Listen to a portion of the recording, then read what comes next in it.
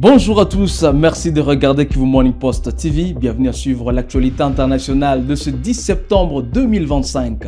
Lors de la session du Conseil des droits de l'homme des Nations Unies à Genève, le mouvement politico-militaire AFC 123 était accusé de commettre de massacres, tortures et violations graves des droits de l'homme dans les zones sous leur contrôle à l'est de la République démocratique du Congo. En réaction, le chef de la délégation de l'AFC 123, Maître Jean-Paul Siaka, conseiller au bureau de coordination du mouvement présent à Genève, a, au nom du mouvement, rejeté en bloc toutes ces accusations.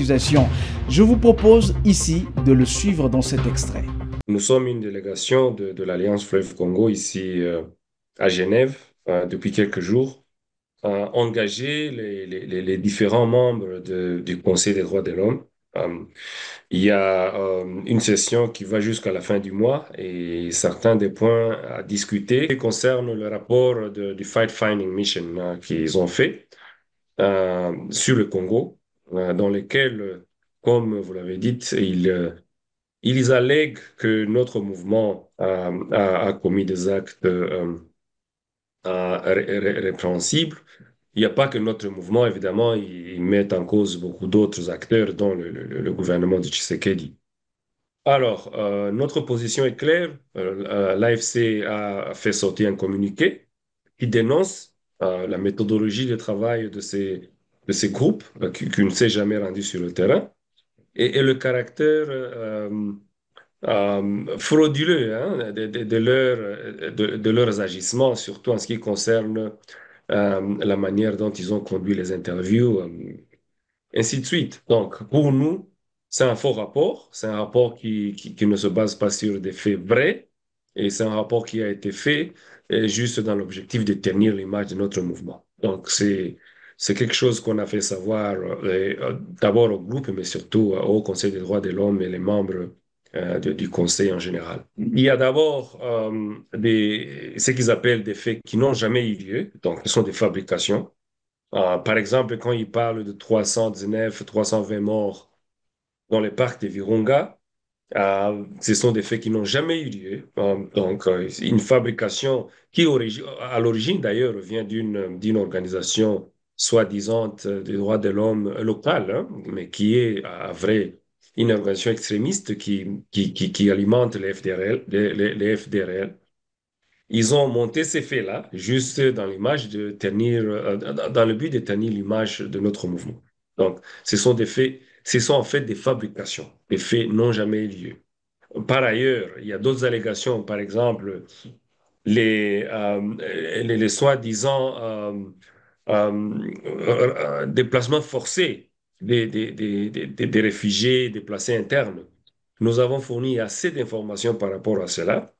Les camps des déplacés internes étaient en fait entretenus par le gouvernement de Kinshasa et les différentes milices qui régnaient, qui faisaient la loi dans ces camps-là, dans le but d'exercer un chantage sur notre mouvement.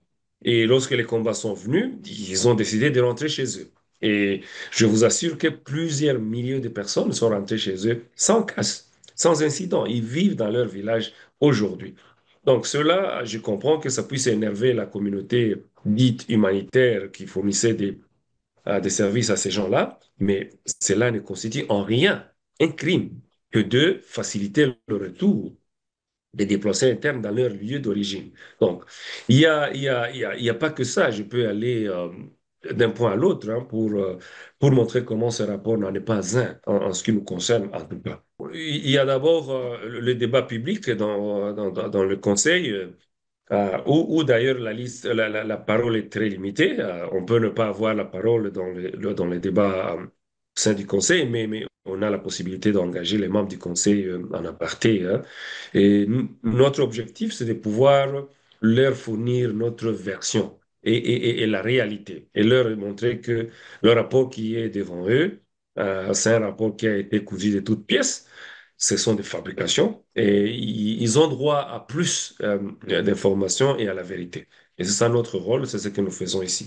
Et puis la délégation conjointe d'experts de l'Union européenne et des États-Unis d'Amérique impliqués dans le projet du corridor des Lobito a présenté ce mardi 9 septembre 2025 les résultats des études de préfaisabilité lors d'une réunion présidée par le vice-premier ministre, ministre des Transports Jean-Pierre Bemba. Ces études permettent d'estimer les investissements nécessaires ainsi que le délai de réalisation de la première phase du projet, à savoir la réhabilitation de la ligne ferroviaire d'Ilolo-Kolwezi-Tenke. Le coût initial de cette phase est évalué à plus de 410 millions d'euros. Suivez.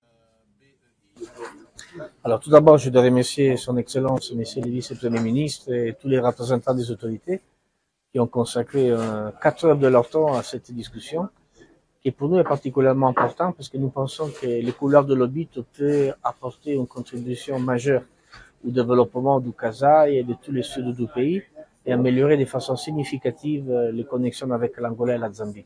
C'est un projet sur lequel nous sommes en train de travailler depuis plusieurs mois.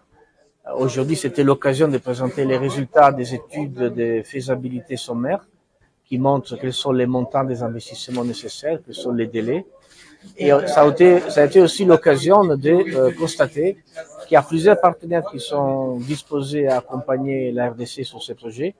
Il n'y a pas que l'Union européenne, il y a aussi la Banque européenne d'investissement, il y a nos collègues de l'ambassade des États-Unis qui étaient là, il y a les collègues de la Banque mondiale qui ont manifesté leur intérêt. Il y a plusieurs États membres, donc l'Italie notamment a été mentionnée via les Piano Mattei. Donc voilà, je pense que toutes les conditions sont réunies pour que ces projets importants, qui demandera des investissements d'envergure, puissent être réalisés au bénéfice des populations de la RDC et de l'intégration régionale avec la Zambie et l'Angola. Alors aujourd'hui, les experts ils nous ont montré que dans leur modèle économique, les coûts pour la réhabilitation de la ligne d'Ilolo-Kolwezi-Tenke ça s'approche aux 410 millions de dollars. Et les coûts pour la gestion et l'entretien de la ligne sur une période de 10 ans, c'est d'environ 180 millions. Donc, nous savons que l'investissement initial, c'est de 400 millions de dollars, mais il n'y a pas que l'investissement initial. Il faut aussi définir avec les autorités quelles seront les modalités de gestion de cette ligne. Est-ce qu'on veut la confier à un organe public? Est-ce qu'on veut établir un partenariat public-privé?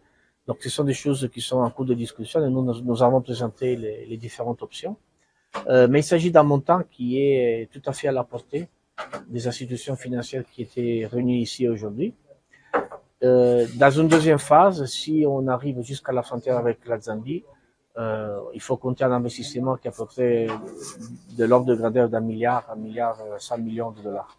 Et puis en sport, le Sénégal a signé un succès majeur en s'imposant 3-2 face à la RDC ce mardi 9 septembre 2025 au stade de Martyrs de Kinshasa lors de la 8e journée des éliminatoires du Mondial 2026. La RDC, qui espérait s'installer durablement en tête, devra désormais s'imposer lors de ses prochains matchs contre le Togo le 6 octobre en déplacement et contre le Soudan le 13 octobre à Kinshasa pour rester alors dans la course à la qualification directe.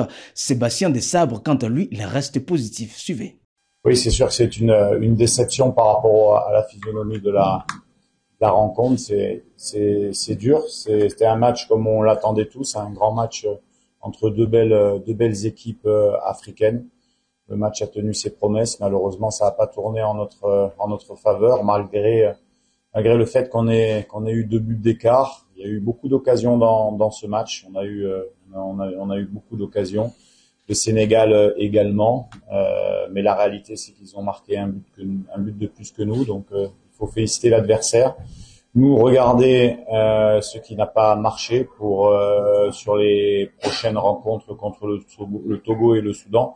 Continuer notre route de qualification vers la Coupe du Monde parce que ce n'est pas fini. On est deuxième et on doit y croire jusqu'au bout. Non, il faut, comme je l'ai dit, je n'ai rien à reprocher à mes joueurs. Vous savez très bien que quand il y a une défaite, on doit déjà regarder le coach. Donc il faut prendre sa part de responsabilité. On va annuler tout ça. On va analyser tout ça. Après, le rapport de force que nous a imposé le Sénégal nous a fait reculer tout simplement dans ce match. On a commencé le match avec une pointe basse. On est même passé à 2-6 pour pouvoir essayer récupérer un petit peu plus haut le ballon avec avec un 10, mais ça n'a pas été simple. On a joué une. Et c'est tout pour l'actualité internationale de ce 10 septembre 2025 sur KMP TV. Mesdames, mesdemoiselles et messieurs, où que vous soyez, merci à vous de l'avoir suivi. Restez avec nous pour la suite de l'actualité et à très vite.